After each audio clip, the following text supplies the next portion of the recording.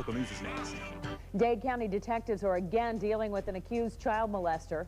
In an interview you'll see only here on Eyewitness News, you'll hear from the woman who broke the news about the baby selling operation in North Georgia. Get a pen and paper ready. Minute Maid recalls its juices in Tennessee and Georgia, and will take you to modern-day Greece. From Channel 3, coverage you can count on. This is Eyewitness News Tonight. Another child molestation case out of North Georgia tonight.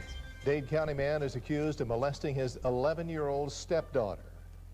Good evening. Authorities arrested the accused molester last night after his stepdaughter was taken to the hospital. And sheriff's deputies say the young girl has injuries consistent with sexual abuse.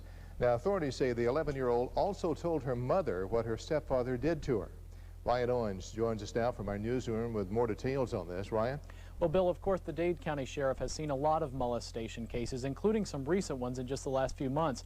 But he says this one stands out because the young victim told authorities all of the details of her abuse because she didn't see anything wrong with it.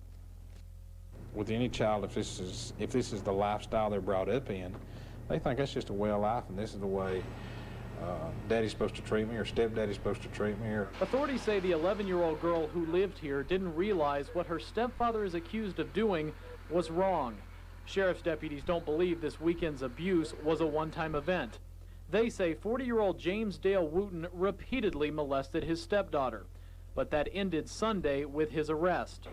The sheriff says the young girl's mother took her to the doctor and now is supporting her daughter as the case winds its way through the legal system. Sometimes people don't do that. Sometimes people want to automatically take his side and say, oh no, you get in the closet and hush. But I give this mother credit. She took her child on to the doctor. And, you know, and it's hard for, I guess, for a person to get a grip on, you know, I married this guy, and now look what he's done to my child. Authorities believe Wooten may have done this to another child, another young girl. There was a complaint against him in Chattanooga. It is several years old, but deputies are trying to find that girl to interview her now. That may strengthen their case against Wooten. Either way, on just his stepdaughter's case alone, Wooten faces aggravated child molestation and aggravated sodomy charges. If convicted, that is enough to put him away for life. Bill? Okay, Ryan, let me ask you, is this man any kin to Kenneth Wooten, who was convicted earlier this year of the same thing? No, actually, and Bill, they're very recent cases. Kenneth Wooten was just convicted of molesting an 8-year-old girl out of Dade County. That was just earlier this month, but there is no connection between these two men. Okay, thank you very much. Sure. A woman from Akron, Ohio is drawn to McKaysville, Georgia. It's her birthplace, but she has no early memories of it because she was sold to her adoptive parents by a doctor. Jane Blasio came forward with her story last week, but there are more questions than answers. In an exclusive interview, Blasio tells Elizabeth Emmons why she came forward. Jane Blasio is having a hard time finding her birth parents. She was born in the now dilapidated Hicks Community Clinic in McKaysville, Georgia. Blasio claims Dr. Thomas Hicks sold her for $1,000 the day after she was born. Blasio came to McKaysville for the first time 4 years ago to search for her natural parents. To me, when I first came down to this area, it was exciting to see the place because there was actually where I could start my jumping off point. After several visits and a lot of dead ends, Blasio decided to go public with her search a week ago. Since then, a number of people have stepped forward with Blasio's same story. Apparently, Dr. Hicks sold dozens of babies out of his clinic in the 1950s and 60s. Many of them went to Akron, Ohio, where Blasio grew up. Blasio has talked to most of the adoptees.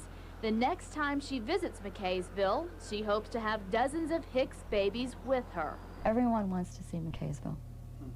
They just want to see what it looks like where they were born. Blasio says most of the Hicks babies she's talked with want their birth mothers to know they hold no grudges. These birth mothers gave life to these children, and that's the main point that I want people to know. This adoption is a good thing.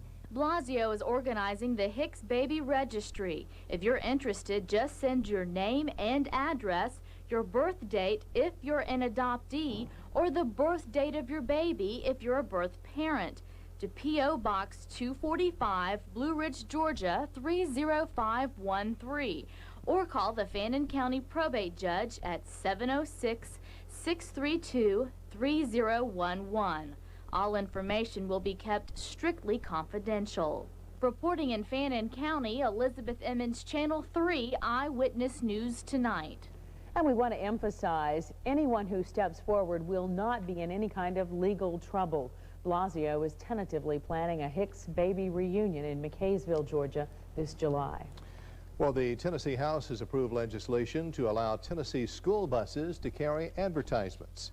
The bill allows black and white billboards to be placed on the back of the buses. If Governor Don Sundquist approves the bill, Tennessee and others, or will join others, school systems around the country that already allow their buses to be rolling billboards. The money from the ads would help buy new computers, playground equipment, and new buses. But don't expect to see any alcohol or tobacco ads. They've already been banned, and political ads probably will be next. New Mayor John Kinsey is continuing his effort to get better acquainted with Chattanooga's neighborhoods and residents. Tonight he met with residents from District 9. That includes Highland Park, Glenwood, and East Chattanooga. Residents discussed issues like crime, keeping young people off the streets, and education.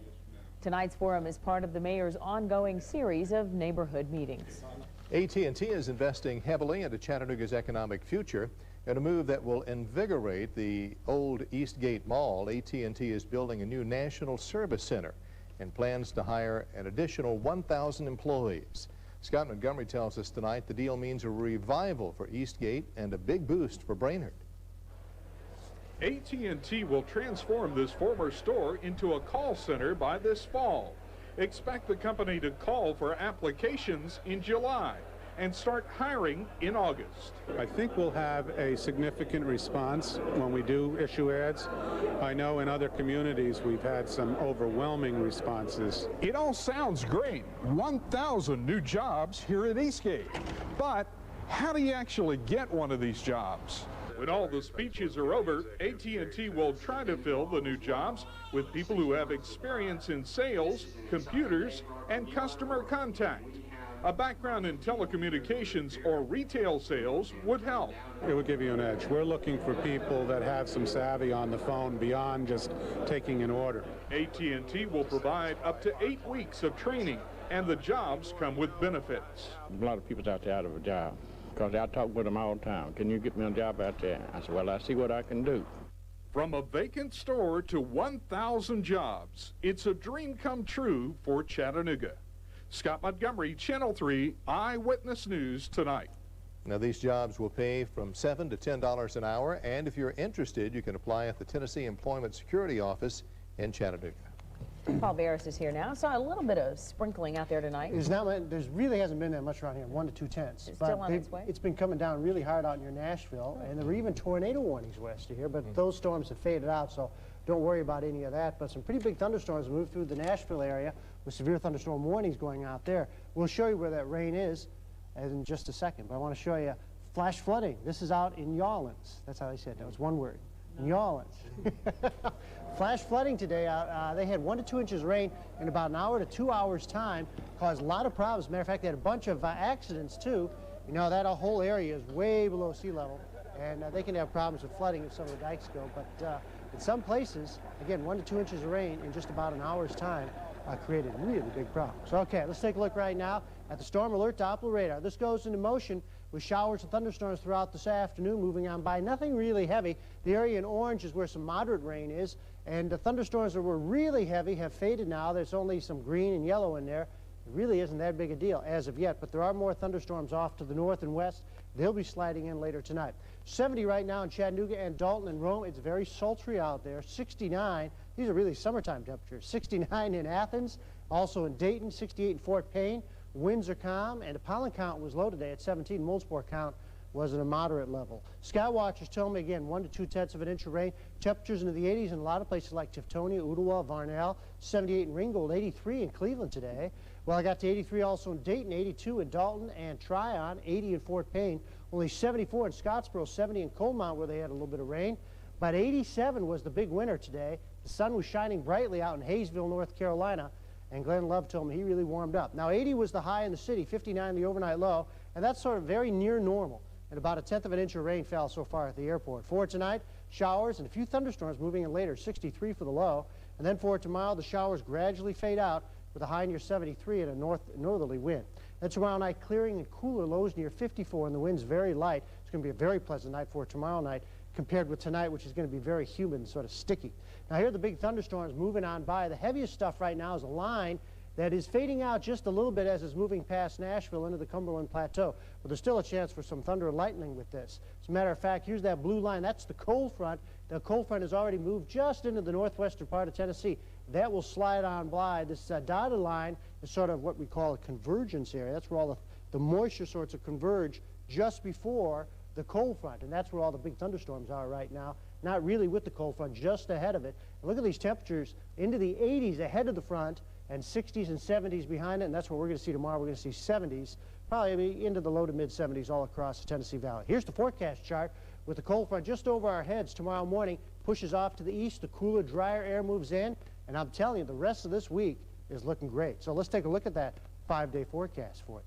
Again, 73 tomorrow with the showers ending. Sun comes back for Wednesday, Thursday, and Friday with highs into the 70s. And then Saturday, we get a little more moisture coming in, maybe some thunderstorms by afternoon and into Saturday evening. But after this rain gets out of here, you're going to love the rest of this week. It isn't going to feel summery like it has the last couple of days. Well, what's it going to feel like? It's going to feel springy again. Oh, Good. Okay. Well, we like that, too. It's not winter-like right now. Yeah, I was hoping spring wasn't over. Yeah, it'll be spring. Okay. Thanks, Paul. Well, the Minute Maid company is recalling its 64-ounce juices from 7 southeastern states, including Tennessee, Georgia, and Alabama.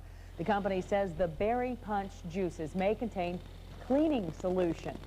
Those possibly tainted drinks were also shipped to the Carolinas, Florida, and Virginia. The company says the tainted punch may have a bad taste and could cause gastrointestinal distress in consumers. So far, 2 people have gotten sick from the juice. Now here's what the tainted juice's numbers may be. They contain the code number JUN18LEY, along with the 4 numbers that represent a time. If you think you've bought the tainted juice, call this 1-800 number between 8 and 4 Central Time. It's 888-6488. Well, several big fast food chains are interested in a new foolproof system that'll blow the whistle on unsanitary employees. It's already on display at the restaurant trade show in Chicago. Employees would wear a badge that triggers an infrared sensor when they enter a restroom. Another sensor is located at the soap dispenser, and workers who skip the soap end up with a blinking badge that has to be turned off by the manager. They hope to have them in many restaurants by this fall. Ingenious, isn't it? It is. Good one. They could do that at home, too. Yeah, good idea. For the kids. Still to come on Eyewitness News, and Eye on Health, learn why taking vitamin supplements can prevent prostate cancer. Plus, more than 20 horses died in a fire early this morning. And it was an explosive day in the courtroom in the Timothy McVeigh trial. We'll have the latest. Stay with Channel 3.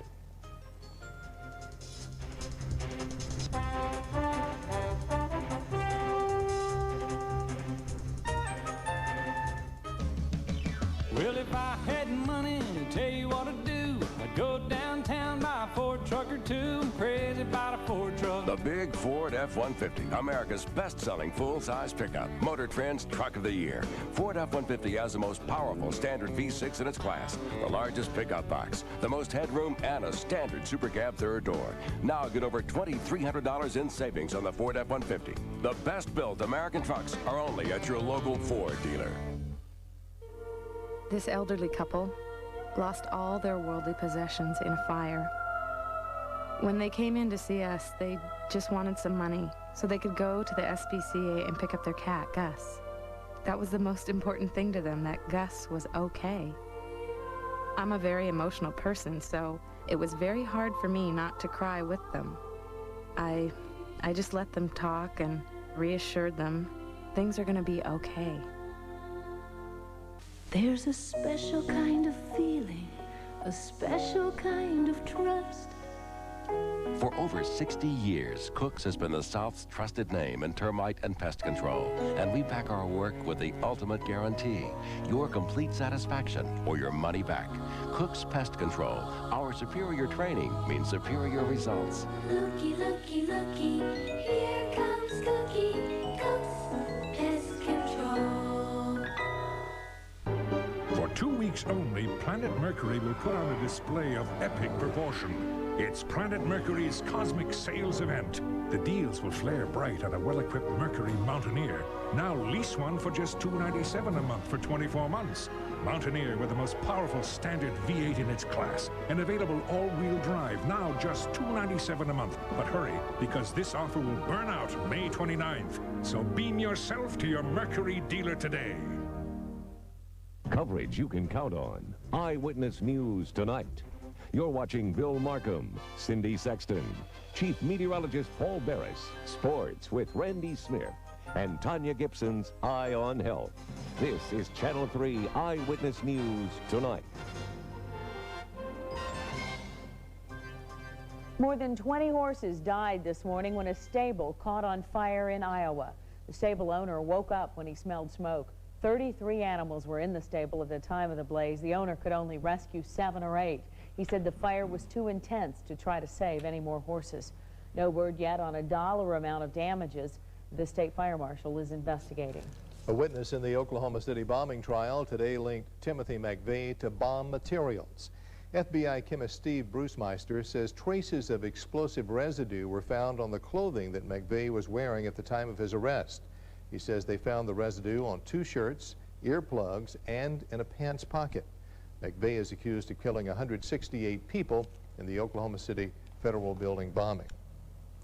Well, Bill and Camille Cosby have established a scholarship at Nashville's Fisk University in remembrance of their late son, Ennis. Ennis Cosby was shot to death in January while changing a flat tire near Los Angeles. The Cosbys donated $100,000 to Fisk. The money will go towards scholarships for black students majoring in art. This isn't the first time that university has received money from the Cosbys. In 1986, Bill Cosby gave $1,300,000 to the school to endow a professorship named for his wife, Camille. Well, we hope you enjoyed NBC's movie Odyssey. The movie took us through the ancient world and the fascinating journey of Odysseus. And surprisingly to some, the places described in the movie really do exist. NBC's Chuck Henry found out during a recent trip to Greece. No one will stop me from seeing Ithaca. After 16 hours of flying, I landed at this harbor on the Greek island of Kefalonia. Here I was told that I could hire a fishing boat for the 1-hour crossing to Ithaca. When Odysseus came home after that 10-year sea voyage, he would have had to cross the same waterway. In fact, today, to get to the island, you have to come by boat because there's no land bridge, there's no airport. This is the only way to get there. Land! It's land! In the movie, Ithaca looks like this, but the real Ithaca looks more like something out of Peter Pan.